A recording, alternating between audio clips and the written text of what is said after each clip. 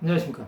오늘은 마태복음 16장 9절에 12절의 말씀으로 바리새인과 사두개인의 누룩 두 번째라는 제목으로 하나님의 말씀을 나누고자 합니다.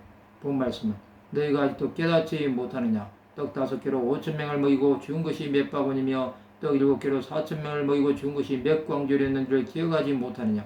어찌 내 말한 것이 떡에 관함이 아닌 줄을 깨닫지 못하느냐. 오직 바리새인과 사두개인들의 누룩을 주의하라 하시니 그제서야 제자들이 떡의 누룩이 아니요 바리새인과 사두개인들의 교훈을 상가라고 말씀하신 줄을 깨달으니라. 예수께서는 제자들이 깨닫지 못함에 대해 책망하셨습니다. 5,000명을 먹이심과 4,000명을 먹이심을 말씀하시며 그때 몇 광제를 주었는지 상기시키시며 이것을 예수께서 말씀하신 것이 떡에 관한 것이 아님을 깨닫지 못하느냐고 말씀하십니다. 예수께서는 오직 바리새인과 사두개인들의 누룩을 주의하라고 하십니다.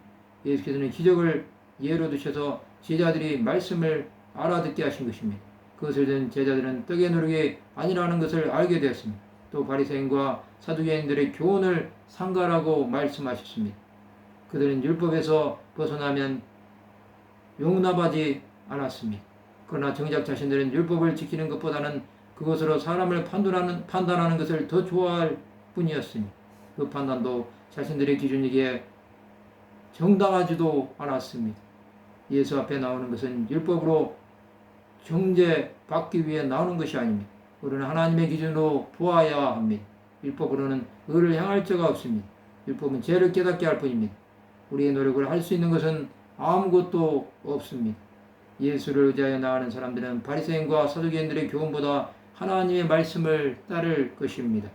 주께서 말씀하시는 곳에는 생명의 역사가 있습니다. 하나님 나라를 위해 살아가는 그리스도의 제자들이 되어야 합니다.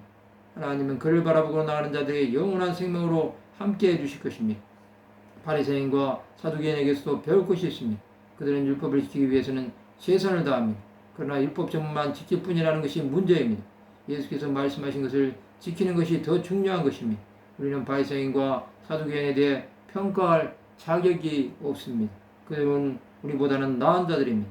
우리는 하나님의 말씀을 지키려고 하지 않는 습성이 있습니다. 또 말씀보다는 땅의 복을 받으려고 할 뿐입니다. 그러나 하나님의 말씀이 아닌 세상의 것으로 사는 사람은 아무것도 받지 못한다는 것을 알아야 합니다. 우리가 살기 위해서는 주의 말씀이 생명이 됨을 믿어야 합니다. 그 말씀이 우리를 인도할 때 우리는 세상의 것으로 인해 죽지 않습니다. 하나님의 말씀에 끝까지 붙으시기 바랍니다. 주의 말씀으로 이게 등이요 빛이 되십니다. 그 말씀으로 인해 살아가야 합니다. 또 예수와 연합하여 하나 되는 자들이 되시기 바랍니다. 우리가 하나님의 뜻을 행할 때 율법이 아닌 말씀이 주관하는 자가 될 것입니다. 말씀을 마치고자 합니다. 하나님의 교훈이 우리 삶의 목표가 되어 주의 뜻대로 살아감을 기뻐하는 하나님의 백성들이 되시기를 주님의 이름으로 축원합니다.